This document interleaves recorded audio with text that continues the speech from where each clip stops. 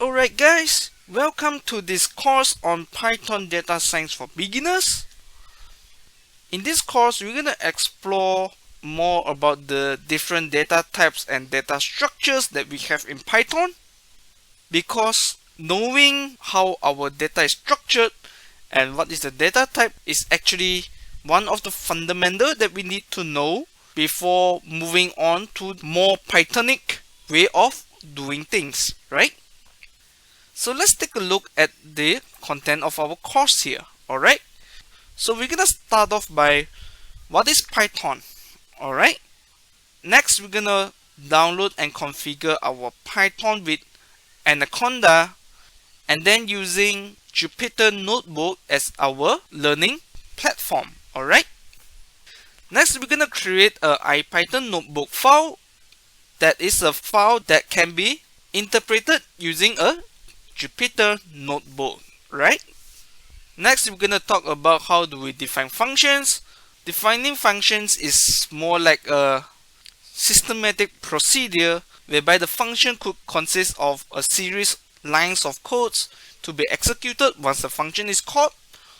And then we're gonna talk about functions with keyword arguments, which allows user to input a few optional arguments into the functions so that the functions would be executed according to what have been added as the input arguments.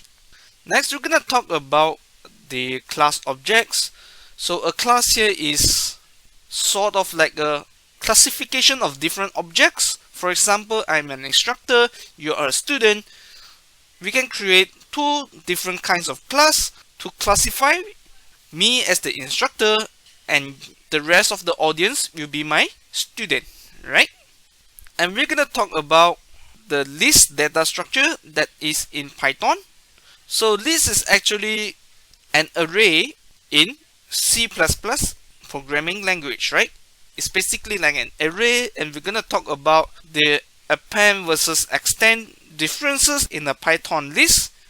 Next, we're gonna talk more detail about numeric lists. What can we do with a numeric list? How do we perform numeric operators in a numeric list? So on and so forth, right? And lastly, we're going to talk about the data dictionary structure in Python. So dictionary here consists of a pair of keys and values. So we're going to bind the information that we have into a numbers of keys and values, so that when we look up into the dictionary, we can search for the key to get our required values, right? Without wasting any more time, let's straight on into what is Python, alright? So, yep, once again, thanks for enrolling into this course, and I hope to see you in the next module. Thanks and bye-bye.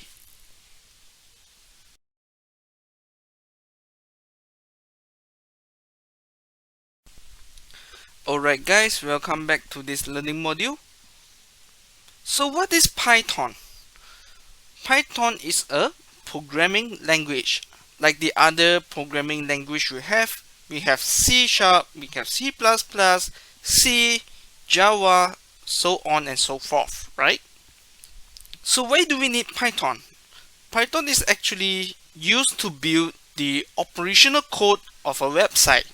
So think of any website that we have. What we see in the website is actually the front end design of the website. So once we click on the button, once we fill on the form, click on the button, submit the form, all of the functional code is actually being processed using a back-end programming language. This can happen to be JavaScript or Python or many other programming languages, alright?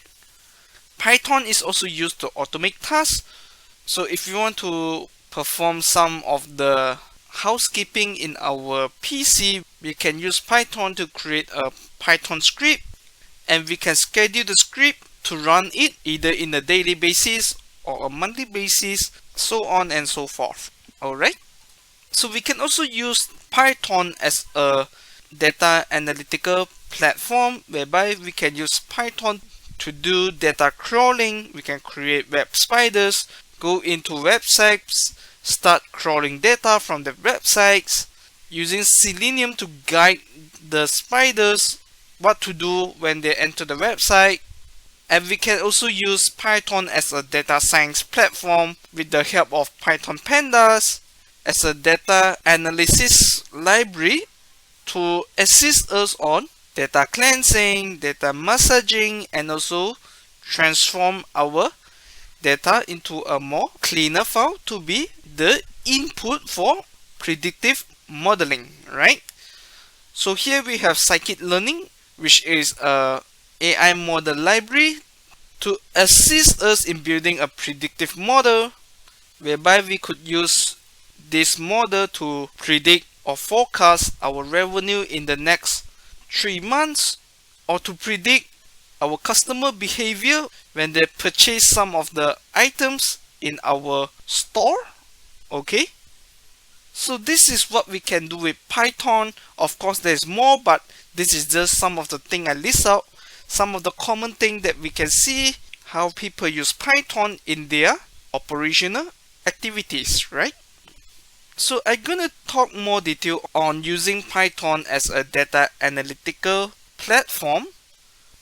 So basically, when we talk about data crawling, we are creating spiders to crawl data from multiple web pages, and we will have all the data to be stored in our data extract, whereby we have all the data that is coming from web page A, B, and C. Once we have all the data extracted, we can use Python pandas to transform the data into machine readable inputs for machine learning, right? So we're gonna have the data input from here to be fed as a input in our predictive modeling. So our model will learn what is the characteristic or what are the patterns that can be found in our data input. Alright, so once our AI model has captured most of the inputs, our model will start giving us the predicted output, right? So this is how Python comes into play when we talk about using Python as a data analytical platform, whereby we combine each of these elements here to come out with a predictive modeling. Alright, but for this course here, I'm not going to deep dive into web crawling and also predictive modeling, because this is a very brief beginner course and I do not want to get you confused with all kinds of different stuffs here. But basically this is just a very general idea of what is Python about, right? So yep, that's all for the lesson for today. Thanks for watching this video and I can't wait to see you in the next module. Thanks and bye bye.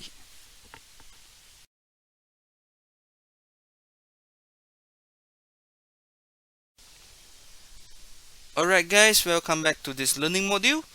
Today we're gonna show you how do we download Anaconda with Python 3.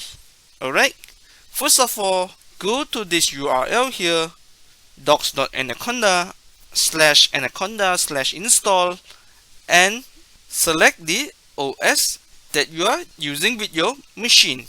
Alright, so for me, I'm gonna select Windows because I'm running with a Windows machine, and I'm gonna select on download the Anaconda installer. Alright, now click on this link here and you'll be direct to the download page here. Alright, so click on the download button here and your download should be begin shortly. Alright, so once your download has been completed, go to your downloads folder and right click on the Anaconda tree and run as administrator. Alright, next you're gonna enter your admin password once it is prompt. Alright, next you will be brought to the installation panel. Alright, so hit on next to continue, and here is the license agreement do make sure you have read all the terms of agreement and hit on the agree button here. Okay. Next, you can select to install Anaconda either just for you or to all of the users here. Alright. So hit on next once you have selected your preference. Okay. And browse to the file path you would want to install the Anaconda tree. Alright. Now I'm gonna just stick to the default file path here. So I hit on next, and this is to register Anaconda tree as a Python system. Alright. So I would select the second option here, because the first option you would need to do some manual configurations, which I would not recommend beginners to start off. Alright. So for me, I'm just gonna select the second option here, and I hit on install. Alright. Now the installation is in progress. Alright. Just hit on next here once it's completed. And in the next panel, you will be prompted to download the PyCharm here. Alright. So we're not going to use PyCharm here. And let's hit on next. And in this panel, let's just hit on finish. Alright. Now once the installation has been completed, go to your start menu here, type in JUP to search for Jupyter Notebook. Alright. Now open this notebook here, and you will see a command prompt will be prompted out, and you will be redirected to the Jupyter Notebook here. Alright. So once you have entered this notebook, we are good here. Alright. So we're gonna use this notebook to start off with our Python learning. Alright. So that's all for today. Thanks for watching this video, and I can't wait to see you in the next module. Thanks and bye bye. Now if you are interested to know more about analytics, you can subscribe my YouTube channel, where I will be sharing more info about analytics. Alright. So subscribe my channel here so that you can get more info about analytics. Alright. So yep. Once again, thanks for enrolling into this course, and I hope to see you in my YouTube channel. Alright. So yep. That's all for today. Thanks and bye bye.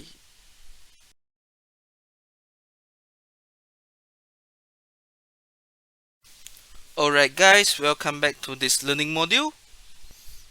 Today we're gonna start off with how to create a IPython notebook file, which is a file that could only be opened by Jupyter Notebook. Alright.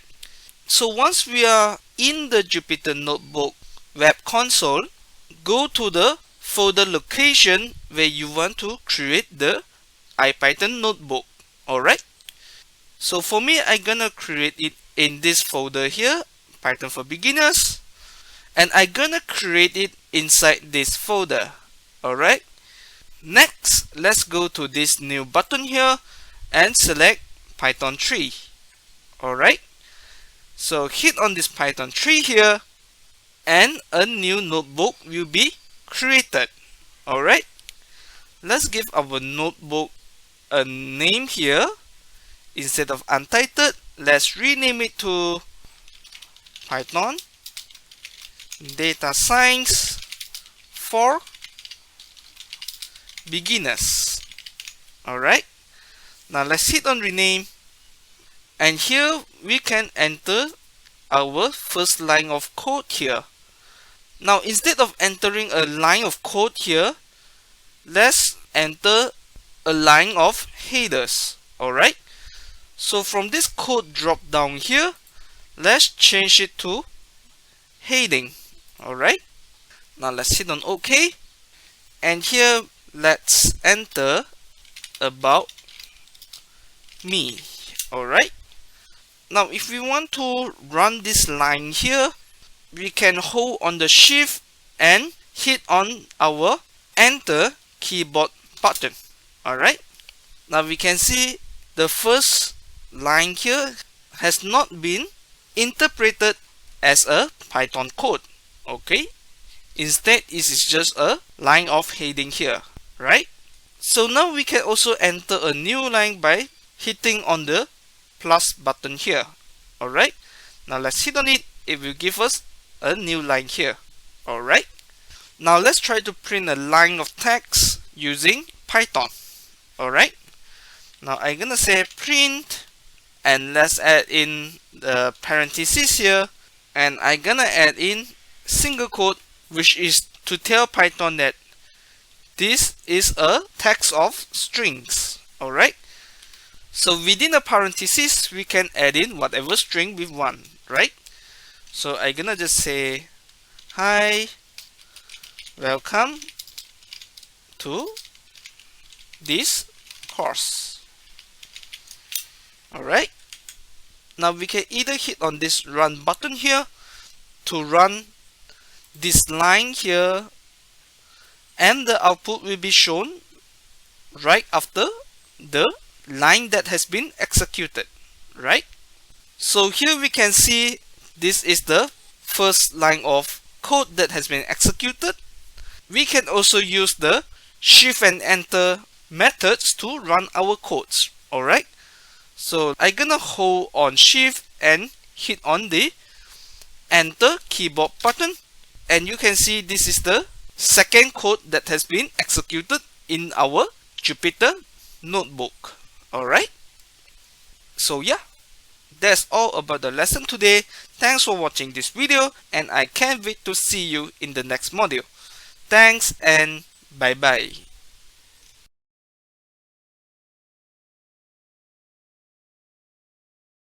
Alright guys, welcome back to this learning module.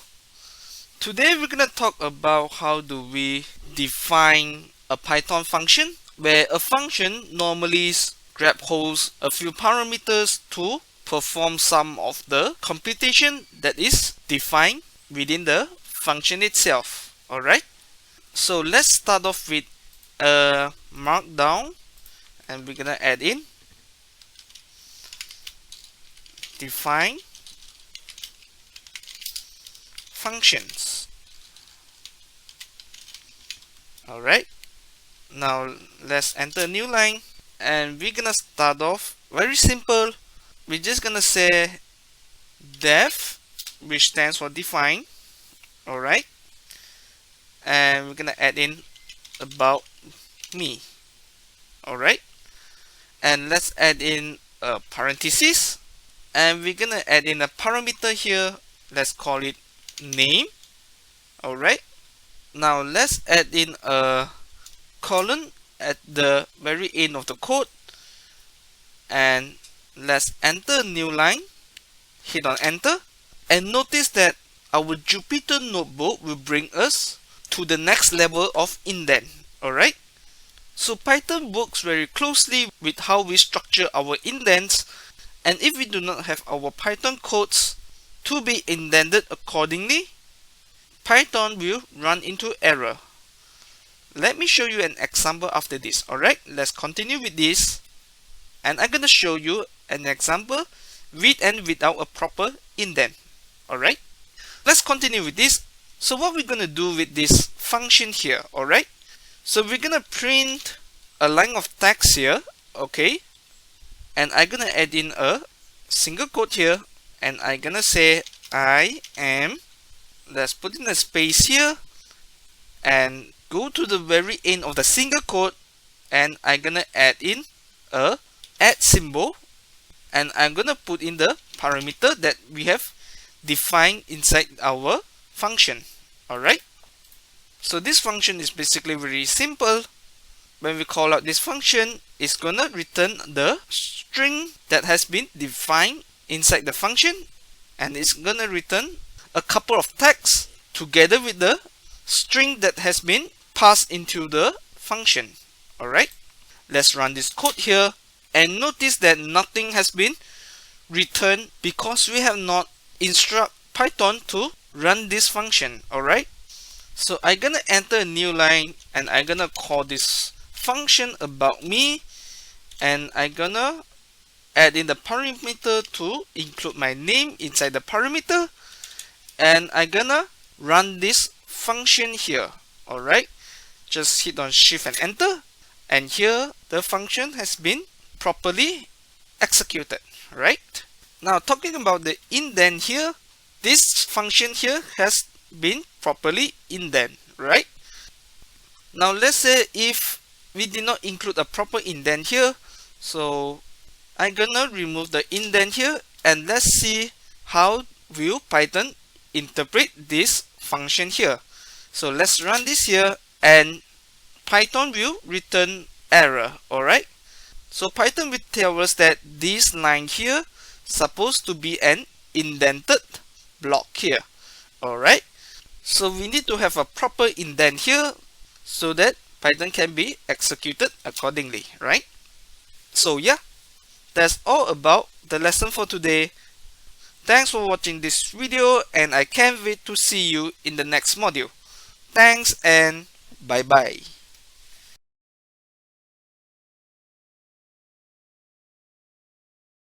Alright guys, welcome back to this learning module. Today we're gonna talk about how do we extend our function with keyword arguments. Alright, so let's add in a markdown here, and we're gonna add in keyword arguments. Okay, now let's change this to a markdown, and let's run this to give us a new line here. And I'm gonna define the same function here, about me, and I'm gonna put in my name, and the next parameter I'm gonna add in double asterisk, and I'm gonna add in options. Okay, so this is to tell Python that we are actually expecting multiple arguments within the parameters. Okay, now I'm gonna add in our colon, add in a new line, and we are going to create a list of our parameter here. Alright, let's add in param in short of parameter equal to, let's add in a curly braces and the new line here.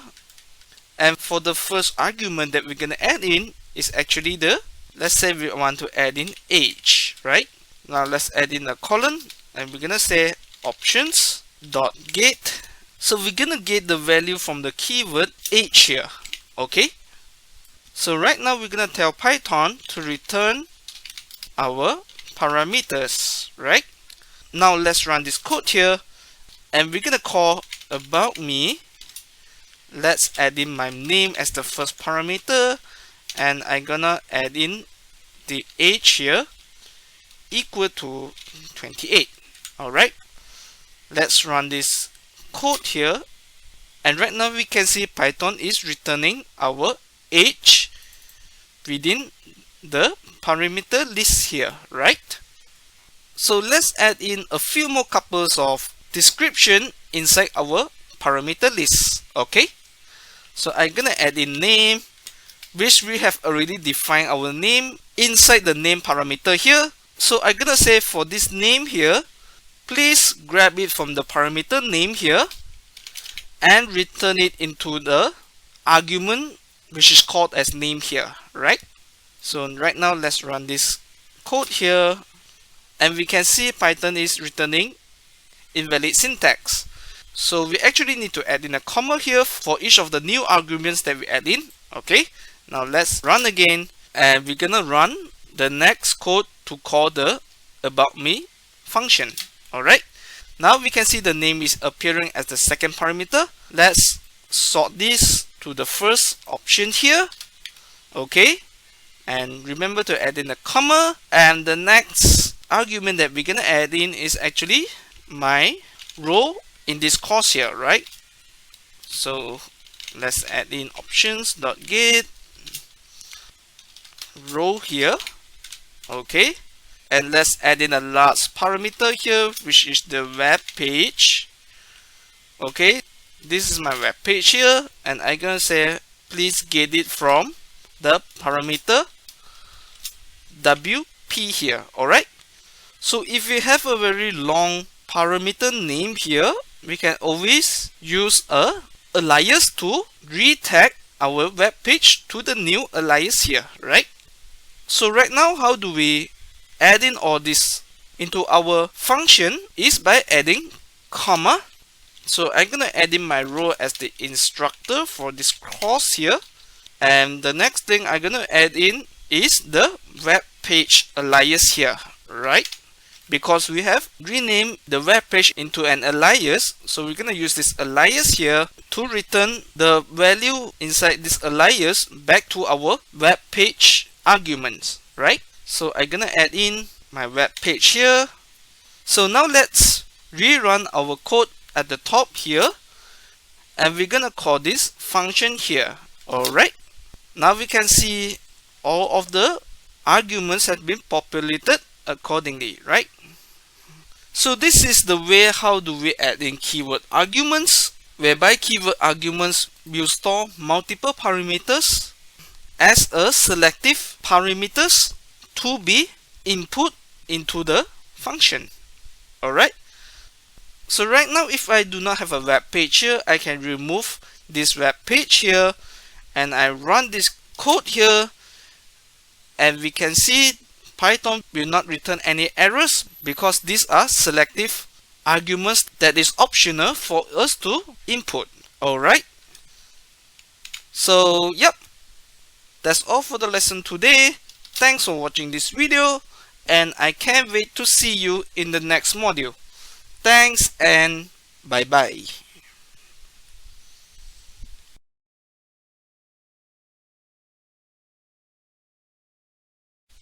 Alright guys, welcome back to this learning module. Now that we have know how to extend our function with keyword arguments, today we're going to talk about how do we create a class objects, right? So in this new line here, I'm gonna add in class objects. Okay, and I'm gonna change this to markdown, and let's enter a new line, and I'm gonna start off with a class to tell Python that we are actually defining a class object. So I'm gonna say class student, open a parenthesis, and I'm gonna add in object. Let's add in a colon, and we enter a new line, and here we're gonna create a function to initialize the first function that will be run within the class object. Okay, so I'm gonna add in a parenthesis here, and let's add in self, name, age, and email. Okay, now let's add in a parenthesis here, and let's enter a new line, and this is where we're gonna define all the parameters that we have. So we're gonna say self.name, which is equal to name. So this self here belongs to only the specific object that has been defined. Okay, so that student A will have her own specific name, her age, and her email, right? So now let's continue with the list. We're gonna add in self.age equal to age, self.email equal to email. Alright, now let's run this code here, and I'm gonna create a new student object here. Alright, I'm gonna say student1 equal to student, and her name is Karen, age is 20, email address could be abc@g.com. Alright, and the next student will be student2 equal to the class of student, and her name is Carmen, okay, with the age of 18, and her email address could be AAA, alright, aliasg.com. Alright, so right now, how do I get the name for each of the specific students, right? So because we have already defined a self class object here, we can always call student1, which is equivalent to the self here. So I'm gonna say student1 dot name, right? Now let's run this code here, and we can see for student1 the name is Karen, right? So yep, this is how we create class objects to structure our objects that we have accordingly, right? So depending on which industry you are working with, if you are in the education industry, you might have an object that is tied to students. This is how we do it, right? You might also have a object for staff. Basically, this is how we categorize our objects into specific classes. Alright?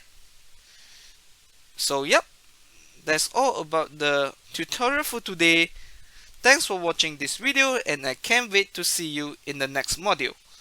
Thanks and bye bye.